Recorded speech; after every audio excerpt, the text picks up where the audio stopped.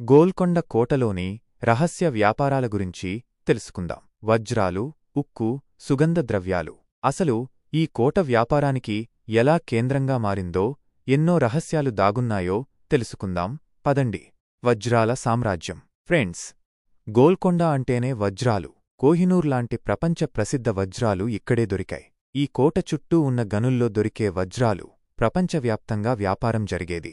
ఎంత పెద్ద వ్యాపారం జరిగేదో ఊహించండి. ఎన్నో రహస్య ఒప్పందాలు, ఎన్నో పెద్ద లావాదేవీలు. అబ్బో, అదొక పెద్ద బిజినెస్ సామ్రాజ్యం. ఉక్కు పరిశ్రమ. వజ్రాలే కాదు, గోల్కొండలో ఉక్కు వ్యాపారం కూడా బాగా జరిగేది. ఇక్కడి ఉక్కు చాలా నాణ్యమైనది. కత్తులు, ఆయుధాలు, ఇంకా ఎన్నో వస్తువులు ఇక్కడి ఉక్కుతో తయారు చేసేవారు. ఈ ఉక్కును ఇతర దేశాలకు కూడా ఎగుమతి చేసేవారు. ఈ వ్యాపారం కూడా చాలా లాభదాయకంగా ఉండేది. రక్షణ కోసం, వ్యాపారాల కోసం గోల్కొండ కోట ఎప్పుడూ ఒక ముఖ్యమైన కేంద్రంగా ఉండేది. సుగంధ ద్రవ్యాల వ్యాపారం. గోల్కొండలో సుగంధ ద్రవ్యాల వ్యాపారం కూడా బాగా జరిగేది. మిరియాలు, యాలకులు, లవంగాలు వంటి సుగంధ ద్రవ్యాలు ఇక్కడ లభించేవి. వీటిని ప్రపంచంలోని వివిధ ప్రాంతాలకు పంపించేవారు. ఈ సుగంధ ద్రవ్యాలకు చాలా డిమాండుండేది. అందుకే ఈ వ్యాపారం కూడా చాలా లాభదాయకంగా ఉండేది. దీని ద్వారా ఎన్నో దేశాలతో వ్యాపార సంబంధాలు ఏర్పడ్డాయి. వస్త్ర వ్యాపారం మరియు రహస్య మార్గాలు. ఇక్కడి వస్త్రాలు కూడా చాలా ప్రసిద్ధి చెందినవి.